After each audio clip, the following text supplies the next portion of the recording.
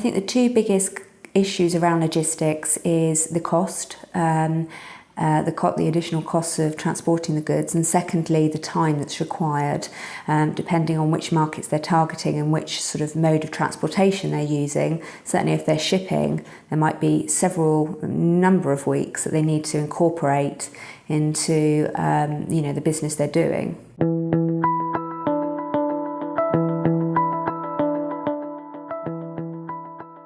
If I put another hat on, another company that I've got, we sell fuel cans, non-leak fuel cans, and shipping those pieces of air, they're a balloon basically that you're putting into a container. That you don't get many. So the way that you have to price it is very, very much dependent on the freight rates that you get, and getting the right rates and making sure that the thing is going to get there in one piece is really important. Well, it's always looking at, which Incoterm are we going to agree on? How are we going to trade with those people? Which freight forwarder are we going to use? Do we need somebody specialized? Do we need an export license? How do we make sure our product is going to get to the right place as efficiently and smoothly as possible? If I look at the metal sides of the business that I run, the metal is a huge value generally. A small piece of pipe can be thousands and thousands of dollars.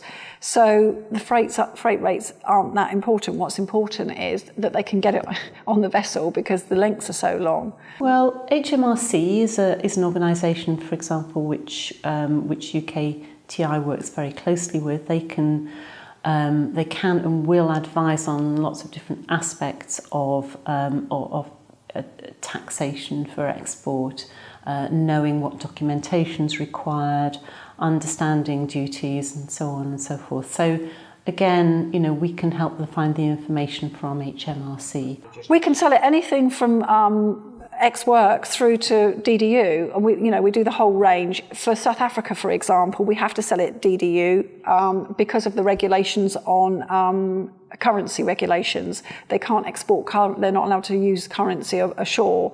So basically you have to deliver it DDU and you have to get paid in rand.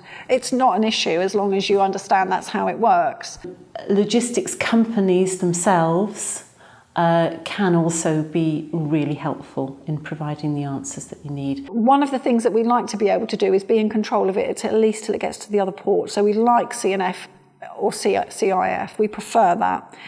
FOB is a little bit more difficult because once you hand it over to a third party, when you start to try and chase payment, if it's out of your control and it's gone into Schenker's, for example, and Schenker's haven't delivered it yet, you're arguing with the customer about whether he's going to pay or not, and if he's not going to pay because Schenker's haven't delivered it, there's nothing you can do.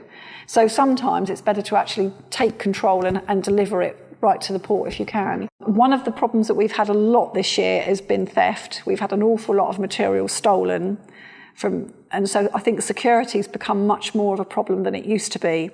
We've had cases opened at the inland clearing depot, bricks put in and our material taken out, and then when it gets to the customer it's bricks. That's a disaster, PR disaster as far as we're concerned, because obviously they think that we've done that.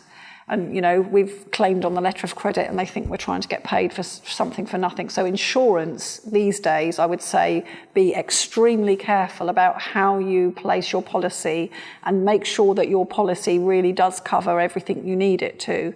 It's saved our bacon this year because we've had 4 claims. And had we not had the proper policy in place, we wouldn't have been able to replace that customer's material and they would have assumed that we've stolen it.